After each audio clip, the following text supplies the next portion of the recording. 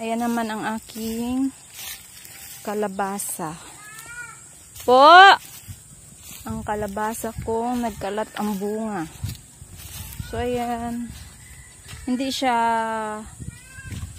kalakihan. Hindi siya malaki. Pero, masarap naman yung bunga niya. Malagkit.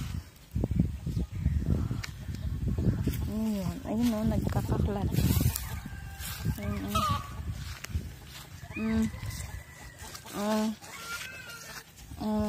Tapos ayan pa oh. Po! Marami yan guys. Hanggang doon. Sa may dulo.